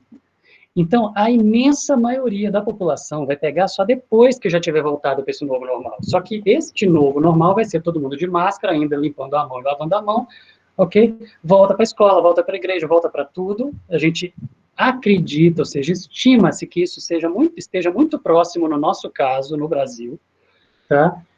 Vai voltando tudo ao normal, mantendo em casa ainda, não sei se a Maluxa está aí, ela vai querer me bater, porque esses dias ela estava falando sobre isso, mantendo em casa ainda os grupos de risco. Grupo de risco, gente, é quando a gente tiver um número pequeno de casos circulando, e ainda as pessoas de máscara, ou então a vacina, o que vier primeiro, ok? Então, a pergunta não é quando vai acabar a pandemia, é quando entraremos no novo normal e quando voltaremos ao normal. O novo normal, pelo que parece pela curva, muito em breve. Estamos muito próximos, parece que ele está chegando no ponto aqui, ó, de curva. Dá a impressão. A gente vai ver isso nos próximos dias, ok? Agora, o que essa curva aqui... o que pode acontecer? Só falando aqui de Campinas. Campinas, isso aqui dados de hoje também, né? 136 mortes atualizados hoje de manhã. A gente não tem que olhar em números de mortos. O problema dessa pandemia não é a mortalidade dela é 0,7%, 0,8%, ela é baixa. O problema dessa pandemia é a quantidade de hospitalizações. O problema dela é a hospitalização, não é a mortalidade. E tenta-se controlar a população e gerar quarentena para poder gerar uma velocidade menor de proliferação, para um número menor de pessoas pegarem e menos gente ao mesmo tempo ir para o hospital, para que as pessoas não morram por falta de atendimento. E sim, morram só os que têm que morrer por causa da pandemia mesmo, são 0,7%, 0,8%. Ok? Então, Campinas fez um teste. Campinas está fazendo um teste. Está sendo um laboratório, Campinas, agora. Por quê? Liberou geral. Liberou geral. Aquela curva, vou voltar ali no slide anterior. Opa. Aquela curva, eu estou no último ponto aqui, tá, pessoal? Estão vendo aqui que o slide já acabou, mas eu já passei da hora. Mas aquela curva ali, olhando para o Brasil, parece que ela está estabilizando. Para Campinas, também parecia, eu esqueci, eu estou falando de Campinas olhando aqui, eu esqueci de pegar o gráfico de Campinas. Mas para Campinas também parecia que estava chegando próximo aqui, ok? Só que por motivos lógicos, coerentes e tal, a questão da necessidade de voltar, da economia girar, das pessoas que estão sem a sua renda e tal, liberou. Só que na hora que liberou comércio, né, que é o primeiro da lista mesmo, da fila mesmo para poder ser liberado, mas assim, olha, comércio, mas comércio só que com restrição, coloca uma faixa, poucas pessoas, uma fila prolongada e tal, só que a população foi toda correndo para a rua de uma vez. Foi todo mundo para a rua de uma vez, lotou tudo, aquela confusão, o povo esbarrando todo mundo. Gente, se um dia você tem um gráfico desse jeito, parecendo que está estabilizando, e você começa o processo de retorno, mas não retorna lento, vai todo mundo para a rua de uma vez, esquece. Essa curva está sendo manipulada. Neste momento, nesta semana, essa curva está sendo manipulada. Então, isso daqui pode mudar. O que estava equilibrando pode simplesmente voltar a jogar o equilíbrio um pouco mais para frente. Eu não estou falando que a gente vai voltar ao normal, que as coisas vão acabar quando 80% da população pegar. Não é isso. É quando a taxa de proliferação, ou seja, de infecções novas por dia, estiver caindo. E é nesse momento que, quando você vai voltando ao normal, começa a formar ondas. E essas ondas, elas nunca vão ficar mais altas do que o pico da pandemia. Elas vão sendo menores e vão tendendo a zero até chegar lá no final. A maioria da população está depois que voltou ao novo normal. Só que você tem que chegar nessa curvinha aqui. Então, como nós estamos num laboratório, no momento, Campinas, de todo mundo na rua, nós vamos saber nos próximos aí tem uma semana, até desde segunda-feira tem 5 dias, nos próximos 10 dias, nós vamos saber o que aconteceu, o que isso deu. Pode gerar um impacto significativo? Acabar a vaga de hospitais? Volta todo mundo para a quarentena de novo? Sim. Pode dar certo? Pode. E aí a gente deu certo, ou seja, é porque a gente já estava mesmo virando a curva. Se a gente já estava mesmo virando a curva, deu certo. Não estava, pronto, está subindo e o pico que era agora vai ficar depois. Atrasou tudo. Se isso estiver acontecendo, a gente vai descobrir nos próximos 10 dias, considerando que foi desde segunda que começou esse AUE em Campinas. Ok? Então, espero ter dado para vocês alguns elementos diferentes do que está circulando nas redes sociais. Diferente um pouquinho do que aparece muitas vezes na mídia, colocando muito mais terror do que a gente, se você parar para pensar, não tem que ficar tão aterrorizado, o gráfico não é aquilo, nossa, não vai acabar nunca, não sei o quê. Não é assim, a gente tem que ir analisando, não é todo mundo que vai morrer, a mortalidade é de 0,7%, 0,8%, quando aparece esse 5%, 6% de mortalidade aí, isso que está aí é porque é calculado em cima das pessoas que fizeram exame, e as pessoas que fizeram exame, elas fizeram exame porque elas têm motivo para fazer o exame, então elas já têm sintomas. Se elas já têm sintomas, significa que eles estão ali nos 15% que vão ter sintomas. Então, o total está ali naquela minoria que vai ter sintomas, que tiveram acesso aos exames no momento que dava para poder captar ali pelos exames que ele fez, que não sabe o tipo de exame que a pessoa fez, e aí, em cima daquilo ali, se calcula a mortalidade para poder colocar na imprensa. Aí a gente vê uma mortalidade alta de 6%, mas não é. Se você pegar isso e considerar que aquele número de pessoas que está sendo usado para fazer essas contas, para sair aí na imprensa, o número de pessoas que tiveram sintomas, que fizeram os exames, então, calcula a mortalidade em cima da expansão do todo, daqueles que são previstos não terem sintoma, que isso vai dar 0,7%, 0,8%, que é o que os países que já estão voltando ao normal, eles estão agora chegando nesses números verdadeiros de vida da pandemia, de 0,7%, 0,8% de mortalidade. Agora, se vocês ainda tiverem paciência de continuar um pouquinho, eu estou à disposição para poder responder algumas perguntas, mas eu passei 10 minutos do tempo que eu esperava para esse momento aqui de liberar. Welby, diga. Rapidinho. A gente vê na televisão aqueles idosos saindo da UTI curados, né? Umas idosas acima de 86 anos e os jornais comemoram pela vitória dessa pessoa. O que fez ela ser curada? Só o respirador ou qual medicamento se não é a cloroquina? Por favor. Não é uma coisa só. Não é só uma coisa. Lembra que eu falei que quem vai vencer é o organismo. O respirador, ele está te dando mais tempo para combater, já que o seu organismo não conseguiu vencer sem precisar de ajuda, né? Lembra que eu falei, a maioria vai vencer quando a infecção ainda está aqui só nas vias aéreas superiores, né? Sim. A infecção está nas vias aéreas superiores, a pessoa venceu e nem ficou sabendo. Foi para o pulmão, a pessoa ganha mais tempo para o organismo combater com o respirador. Ganha mais tempo quando usa anticoagulante, que é uma coisa que eu não falei aqui. O anticoagulante, ele vai deformar aquela proteína spike do vírus. Deformando a proteína spike, só que não tem como você ficar tomando anticoagulante em casa, vai ter que ser no hospital. Mas deformando a proteína spike, você diminui a proliferação do vírus, então você deu mais tempo para o organismo da pessoa combater, ou seja, dependendo da idade dela, para o organismo da pessoa combater, porque a proliferação do vírus foi retardada com anticoagulante. O respirador, a falência pulmonar foi retardada. A ivermectina, o anita, a hidroxicloroquina. O que acontece, tem alguns amigos médicos, que a gente conversa sempre sobre isso, tem alguns grupos de discussão que jogam alguns casos para discutir, e a gente troca algumas ideias sobre aquilo ali. Os que usavam hidroxicloroquina, que recomendavam, continuam recomendando, e não pararam.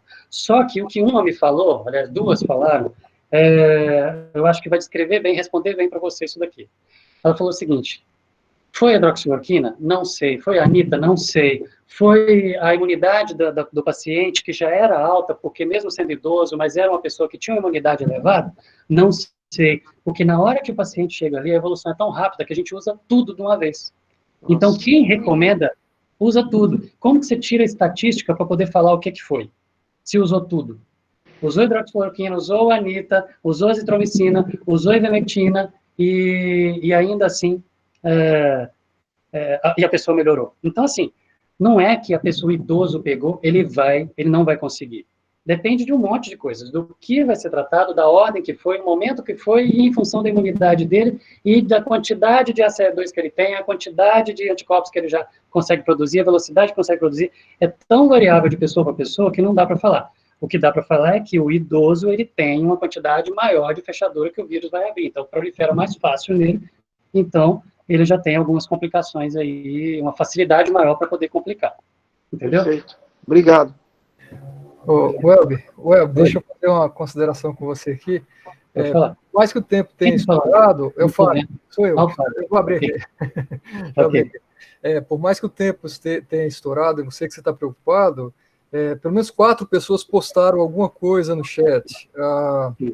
Queria propor para você, se você tiver tempo e quiser atender as perguntas e deixar todas as pessoas também à vontade, que às vezes tem algum compromisso e precisa sair, ficar à vontade. Aqueles que quiserem ouvir, se você tiver condições, fica à vontade para ficar e participar de um tempinho a mais com você. Pelo menos 4 pessoas, acho que foi o Mário, Laura, Guilherme e a Silvana. Se eles quiserem abrir o áudio e colocar a pergunta para você, se você não... Acho que você está lendo também, né? Por mim, tudo bem. Estou vendo aqui, eu posso responder. E, pessoal, fique à vontade. Obrigado os que precisarem sair, obrigado pelo tempo aqui que a gente gastou e investiu nisso. Eu queria só dar uma palavrinha, é o seguinte, a gente está numa situação onde as pessoas fazem muito alarde, a gente está tendo uma polarização muito grande. Ou a pessoa é radicalmente contra tudo que está sendo feito, ou radicalmente a favor de tudo que está sendo feito, e o outro lado é demonizado, seja de qual lado for. Qual que eu acho que é o nosso papel nisso? A gente baixar o nível de estresse dessa disputa e dessa polarização. Porque não adianta, as políticas públicas, elas são estratégias. As estratégias não dá para poder você carimbar e falar essa é certa e essa é errada. Depende do foco que o governante está dando, seja qual for. Então, eles estão focando alguma coisa, lógico, eu estou tirando aqui o lado político da coisa, mas existe um lado técnico também que justifica tanto um lado quanto o outro. Então, se existe um lado técnico que justifica, se a gente inflamar, brigar e continuar aquela confusão numa situação atual, como a gente tem, com as pessoas mais restritas, as pessoas sem amparo, as pessoas em casa, as pessoas sofrendo pressão financeira, psicológica ali, emocional, e ainda a briga no meio, a confusão toda, aquilo ali piora. Então, eu acho que o nosso papel, como cristãos, nesse momento, é a gente estar apaziguando. Eu acho que não é uma calamidade que vai todo mundo morrer, mas também não é uma situação onde fala assim, esquece, toca a vida normal também, porque a gente tem um problema de hospitalização complicado. Então, o recado que eu queria deixar por último para vocês, antes a gente, vou continuar e responder essas perguntas que ficaram aí, mas os últimos vão saindo, era isso, vamos tentar manter a calma, a paz, a capacidade de ouvir, segurar antes de falar, e tentar controlar um pouquinho aí as reações, para a gente evitar de colocar mais fogo numa situação que já virou uma guerra, além do lado da saúde, virou uma guerra aí, política também no meio disso, principalmente no Brasil, né? Então, é isso. Obrigado. Eu vou responder, então, aí as perguntas que ficaram aqui ainda, mas quem precisar sair, até a próxima. Tá bom? Deixa eu ver aqui. O Mário. Devido à alta taxa de contágio, seria lógico pensar que essa pandemia seria autolimitada. Uhum. Isto é, daqui a alguns meses já foram contaminados todos os suscetíveis e estaríamos todos imunizados, a não ser que venha desenvolver mutações como H1N1. Sim. Pensando nessa taxa alta, se você esquece quarentena e deixa tudo seguindo normal, chega muito rápido no pico, chega muito rápido o que chama aí imunização, erroneamente, é um termo técnico que está sendo usado de maneira popular, então tecnicamente está errado, mas o que está sendo usado aí como imunização de rebanho, né, de manada, de rebanho, chega logo nisso daí e está todo mundo, entre aspas, imunizado. Só que, em primeiro lugar, a gente não sabe se essa imunidade vai gerar realmente uma imunidade ou um agravamento menor da próxima vez. E, segundo, o problema é 20, 15% de hospitalização, né? Mas, sim, o seu raciocínio está certo. Se não tivesse feito nada e fosse direto, chegava rápido nos 70%, 80%, a contaminação ia ser lá embaixo e estava resolvido isso. Só que aí a gente gerava aquele caos previsto, né? Que tudo que foi feito foi para poder tentar evitar, que era de aglomeração em hospital sem ter vaga, né? Chegando lá e não tem onde, você para e você não vai ser atendido, você está no carro passando mal, você não tem como voltar para casa e ficar no carro. Então, era esse caos que era a intenção da quarentena. Focando de novo, então, o problema não é a mortalidade, o problema é a hospitalização, e aí a quarentena é para que isso aconteça mais devagar. Então, aí, Mário, o que se espera é realmente um declínio da curva de proliferação dela para chegar naquele ponto onde ela começa a fazer ondas decaindo. E aí você vai seguindo a vida com restrições até lá, entendeu?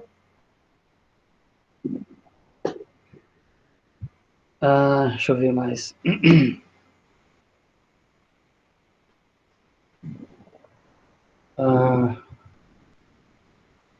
Laura, né? É verdade que obesidade é um dos maiores fatores de risco para agravamento do vírus? Se sim, por quê? Obesidade é um dos fatores, Laura, né? Obesidade é um dos fatores de risco, não é um dos maiores fatores de risco, é um dos fatores de risco. Porém, o problema é o que vem associado com a obesidade, não é a obesidade em si, é o que vem associado com ela. Um desequilíbrio na homeostase, no metabolismo do organismo todo, um desequilíbrio ali que vão gerar aquelas complicações que a gente tem em quadros isolados, porque normalmente junto com a obesidade vem hipertensão ou vem a diabetes junto ali. Então, o obeso ele já tem uma propensão maior a ter esses outros problemas, e esses problemas eles geram complicação, como eu fui citando lá, de lesão nos vasos sanguíneos, maior facilidade de tempestade, lá, de uma reação imunológica exagerada, maior desequilíbrio de pressão, entendeu? Então, não é só a obesidade em si, é o que vem junto com ela. E ela não é o principal fator de agravamento, não. O principal fator de risco é a hipertensão. Tá? A imunidade baixa também doenças autoimunes que afetam pulmão ou intestino são asma e pneumonia. Eu vi subindo aqui, já que eu estou falando disso, deixa eu pular para essa daqui. Asma e pneumonia de repetição causa maior óbito? Então, essa informação é de hoje. Até há poucos dias atrás, a asma estava fora, porque você não tinha, por mais que fizesse sentido o comprometimento pulmonar da asma gerar uma complicação maior para o agravamento, não tinha, observado no empírico, não tinham casos, tantos casos assim, de pessoas com asma que tiveram complicações. E aqueles asmáticos que tiveram complicações tinham outros problemas além da asma. Então, não dava para falar que era a asma só. Então, a asma foi tirada dessa lista por muito tempo. Muito tempo que eu estou falando de pandemia, né? Então, muito tempo é semanas aí. Mas, agora, hoje, a asma voltou para a lista.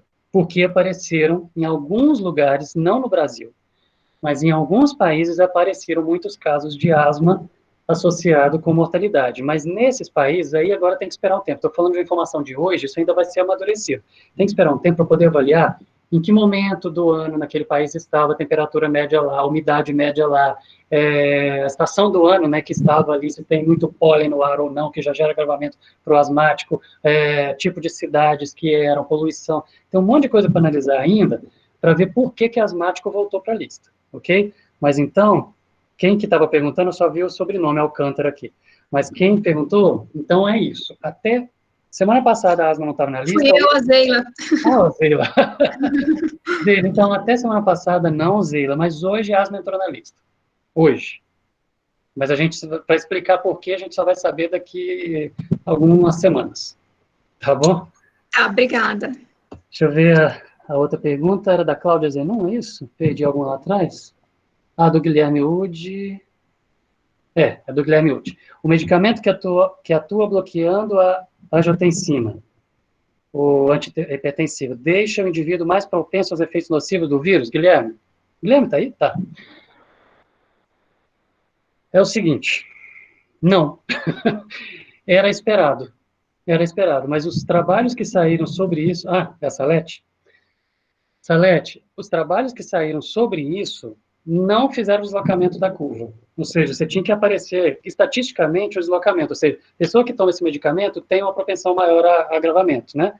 Mas a gente não teve essa associação. Então, assim, não dá para falar. É coerente pensar isso, faz sentido pensar isso, mas não tem nenhum trabalho que mostrou isso. Não, até agora, os levantamentos que eu fiz, assim, todo dia eu faço uma atualização, então até agora eu não li nada que mudasse isso, tá bom? Silvana, animais domésticos podem transmitir o vírus? Silvana,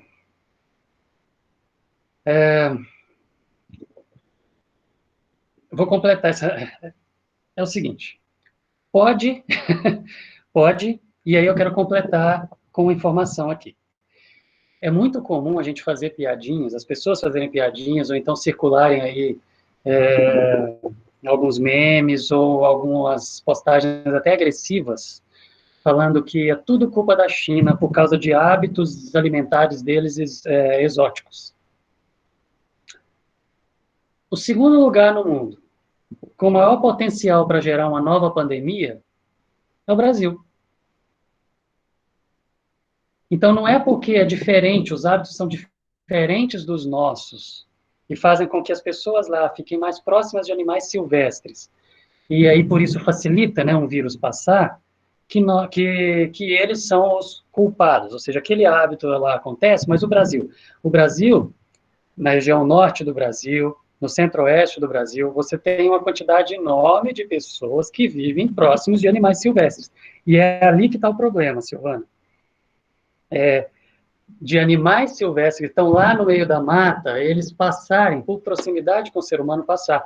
Lembra da febre amarela, que de vez em quando tem uma matança de macacos porque morreram com febre amarela, e aí eles estão vivendo próximo de ser humano, então vão lá e eliminam aqueles macacos, para poder não passar para o ser humano, porque nós vivemos próximos de regiões onde tem animal silvestre para passar ali.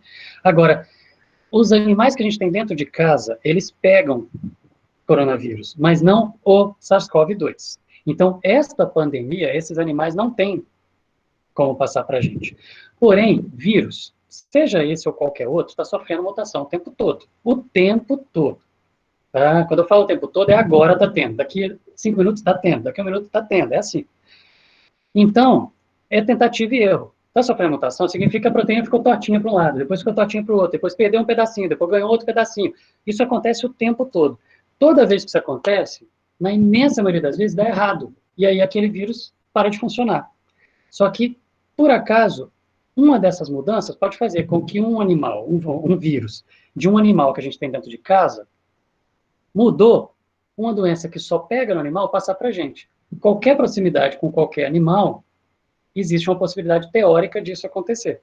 Entendeu? A gente vê isso no dia a dia? Não, a gente vê mais nessas situações de animais silvestres, como eu falei ali. As pandemias, elas acabam surgindo de lá. Mas, na teoria, um animal doméstico um vírus que o afeta, pode sofrer uma mutação e vir para cá. Isso é possível. Só que a gente não tem observado isso. Entendeu? E acho que tem mais uma pergunta só, né? Da Cláudia. Por toda a questão da proliferação, provavelmente os idosos e pessoas de risco devem ficar isolados por um bom tempo ainda, não é? Cláudia, sim. Cláudia, a curva virou, entra o novo normal. Esse novo normal e voltando naquela ordem, a ordem lógica, e não política, a ordem lógica comércios menores, depois comércios maiores, depois shopping center, que tem ar-condicionado, lugar fechado, que fica muita gente respirando o mesmo ar, depois escolas e igrejas junto, tecnicamente, escola e igreja para ser tratado juntos, né? Campinas está tratando diferente, mas, tecnicamente falando, escola e igreja para estar no mesmo grupo. E, agora, grupo de risco, Cláudia, só depois que ou chegou a vacina, ou os medicamentos estão muito eficientes, ou a gente já consegue estimar que 70% da população pegou. O primeiro que acontecer dos três, medicamento eficiente, 70% da população pegou, ou a vacina chegou, aí que idosos poderão ficar mais tranquilos para poder sair, porque o maior grupo de risco é realmente de idosos, então, idosos e hipertensos para poder sair ainda só naquele momento ali. Porém, o idoso, ele precisa sair, não tem o que fazer, máscara. Por quê? 80% de redução. Esse 80% é média, tá? Isso varia de 70 e poucos até 90 e poucos. Mas, em média, 80% de redução de chance de pegar. Como que funciona esse 80%? Vou para a igreja e coloco máscara. Vou ficar 1h30 lá. Se o ar estiver sendo trocado, é como se tivesse um ambiente novo o tempo todo, tá? Se o ar não está sendo trocado, você está num ambiente fechado, numa sala de aula, ou no cinema, na igreja, no teatro, está tudo fechado ali, aquele 80% de proteção que a máscara está te dando, ele vai diminuindo com o tempo. Não tem como a gente calcular isso, mas ele vai diminuindo com o tempo. Então, você ficou 1h30, você ficou 2 horas no ambiente fechado, aquela proteção ela vai diminuindo, ok? Mas você ficou por pouco tempo de máscara, minutos, 20 minutos, meia hora de máscara, você está ali naquele 80% de proteção. Ficou num ambiente fechado como o da igreja, com o ar sendo trocado, é como se você tivesse ficado só meia hora. Então, você está aí com essa eficiência de 80% aí, em média, da máscara, tá? Mas, sim, idosos devem ficar ainda por bastante tempo. Essa que vai ser a recomendação ainda. Silvia Cueva, algumas pessoas apontam que o tipo sanguíneo A faria diferença na gravidade da infecção. Você acha que isso faz algum sentido? Silvia, a nossa bioquímica, ela vai fazer diferença em algumas situações. A gente viu essa questão da proteína ACE2. Com relação ao tipo sanguíneo, é a mesma coisa da BCG. A BCG, está todo mundo falando que BCG, quem tomou BCG está mais protegido do que quem não tomou BCG. E quem tomou BCG há menos tempo está mais protegido ainda do que quem não tomou, ou seja, crianças estão mais protegidas do que adultos, mesmo tendo tomado, por observação. Países que fazem a vacinação compulsória da BCG, países que estão mais adiantados do que a gente na pandemia, demonstraram uma taxa de proliferação menor do que países que não fazem a vacinação compulsória com BCG. Então, por observação, fizeram essa associação. Isso é só estatística, não é laboratório, não é hospital, é só estatística. Por observação, falaram, provavelmente a BCG gera algum nível de proteção. É baseado nisso que tem essas afirmações sobre grupos sanguíneos. É que, aparentemente, alguns grupos sanguíneos se infectam ou pioram, tem um agravamento menor do que outros grupos sanguíneos.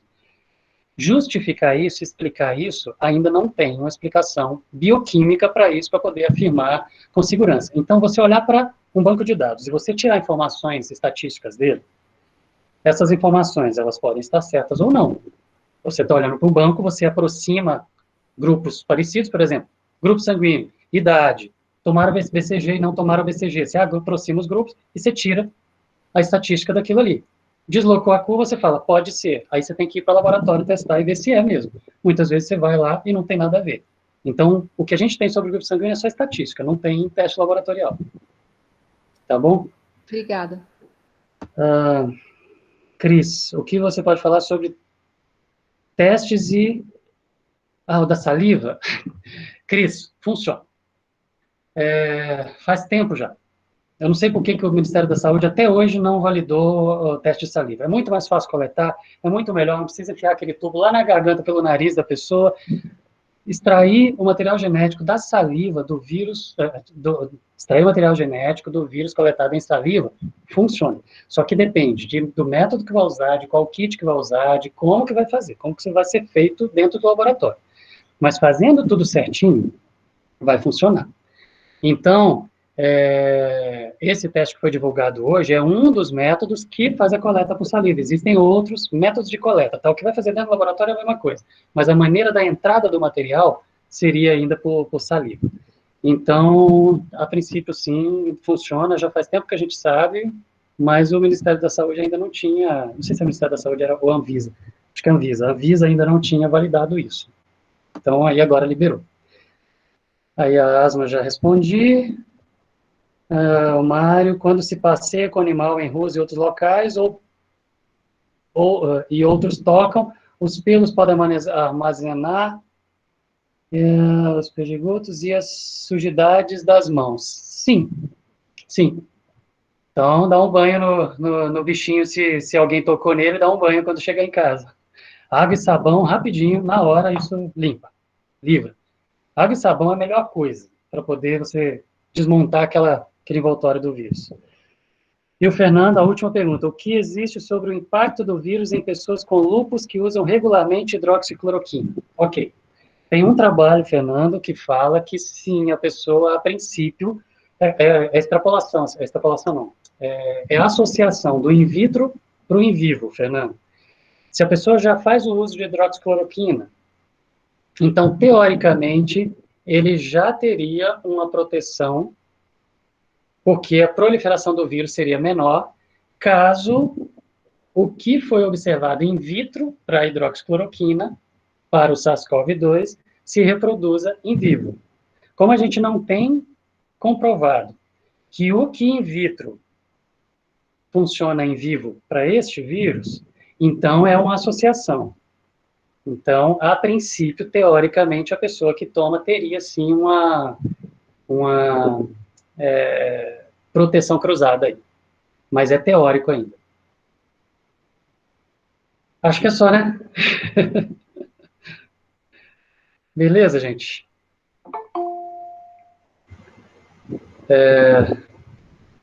Então, foi um prazer falar com vocês. Espero que tenha ajudado a tirar algumas dúvidas. Obrigado, Elvio. Muito bom. E se tiverem mais dúvidas, podem escrever que não tem problema. Eu respondo. Tá bom? Sem problema nenhum. Então, um abraço, gente. Um abraço. Fechei. Tchau.